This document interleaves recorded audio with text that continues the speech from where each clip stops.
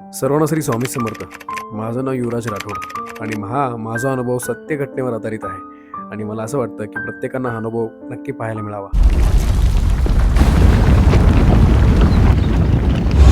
संकटाला पाठीशी उभा तू समर्थ. नमस्कार. हां, युवराज भाई राठोड बोलतोय. हो, ते काय झालं, उद्याचं नियोजन तुमचं सगळं कसं झालं की माझी भूमिका स्वामी भक्त आकाश दादा हे साकारत आहेत. नाही, नीट ऐका, तुम्हाला मी आता सांगतोय. टोटल 14,000 ते 15,000 लोकांचं जेवण पाहिजे मला आणि त्यामध्ये कमतरता अजिबात पडता कामा नाही.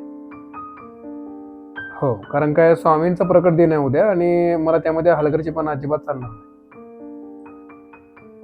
नाही. पैशाची चिंता तुम्ही करू नका, लागेल तेवढे मी देईन. 15,000च्या वर लोक जरी आले तरी काय हरकत नाही. तुम्ही ते नियोजन व्यवस्थित करा आणि मी असणार आहे समोर तुमच्या, आणि माझी बायको मीनाक्षी पण तुमच्या समोर असेल. मीनाक्षी, झालं का आचार्यांसोबत बोलणं? हा बोलणं झालं. ते उद्या वेळेवर करतो म्हणले सर्व. मी पण पुजाऱ्यांना फोन लावला होता, ते वेळेत येतो बोलले. बरं. आणि ही माझी पत्नी मीनाक्षी, अत्यंत निस्वार्थ स्वामी भक्त. बर, तुम्ही आता थकलात, आता झोपा. चला झोपूयात आता. रात्री 11:30 पण वाजले ना. हा बरं, उद्या काय कमी पडते कामा नाही बरं का, काही कमी पडू नये कुठल्या गोष्टीची. चल. हा. प्रकट दिनाची तयारी करून मी थकलो होतो. स्वप्न विचित्र चित्र पडत होते आणि अचानक दचकून उठलो आणि जरा उठून बसावं म्हटलं. त्रास तर काही होत नव्हता, पण अस्वस्थ खूप वाटत होतं. बेचैनी खूप वाटत होती मला.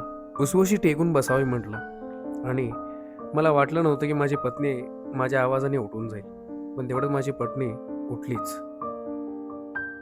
काय हो, काय झालं? असं का उठून बसलात? तुम्हाला काही त्रास होतोय का? तसं काय नाही ग, काही त्रास वगैरे होत नाहीये, पण थोडं अस्वस्थ वाटतंय.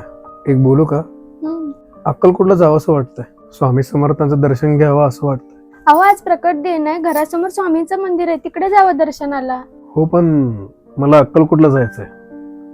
का माहिती नाही, पण आज अक्कलकोटची एक वेगळीच ओढ निर्माण झाली म्हणून. अहो, 10 ते 15,000 लोकांचं महाप्रसाद ठेवलं, त्याचं नियोजन कोण बघणार? तरी पण मी जाऊन येतो. मग मी पण येते. नाही, मी आपल्या ड्रायव्हर शंकरला घेऊन जातो. तू इथलं नियोजन सांभाळ.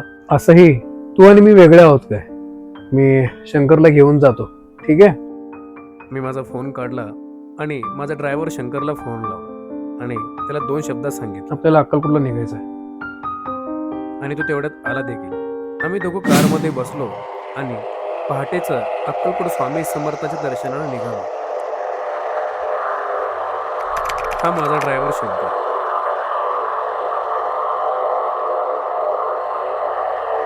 भाईसाहेब, तुम्हाला एक प्रश्न विचारू का? आज महाराजांचा प्रगट दिन सोहळा आहे, तुम्ही एवढं थाटात साजरा करता. 1000 भाविकांची महाप्रसादाची तयारी चालू असताना तुम्ही अचानक अक्कलकोटला जाण्याचा निर्णय का घेतलात? खरं सांगू तर या प्रश्नाचं उत्तर माझ्याकडे नाही आहे रे शंकर. आणि तेवढ्यात आमचं बोलणं असं चालूच होतं, तेवढ्यात आमच्या गाडीसमोरून अचानक काहीतरी गेल्यासारखं वाटलं.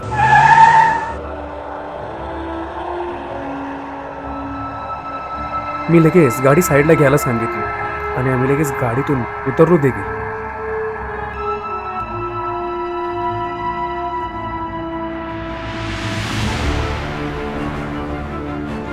भाईसाहेब, काय झालं भाईसाहेब? भाईसाहेब, काय झालं भाईसाहेब? भाईसाहेब, भाईसाहेब,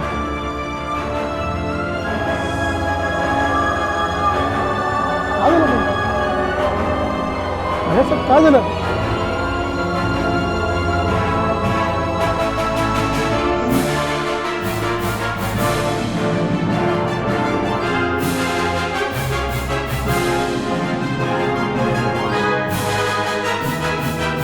हॅलो मीनाक्षी, मी तुला काही फोटो पाठवलेत, नक्की बघून घे.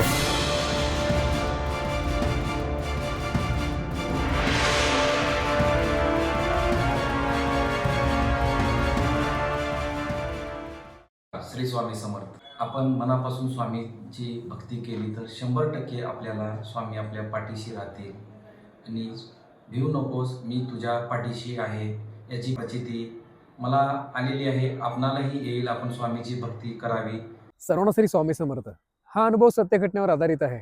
असे असंख्य स्वामी समर्थांचे सत्य घटनेवर आधारित अनुभव मी नक्की तुम्हाला दाखवत राहील. स्वामी उगाच म्हटलेले नाहीयेत, हम गया नहीं, जिंदा है.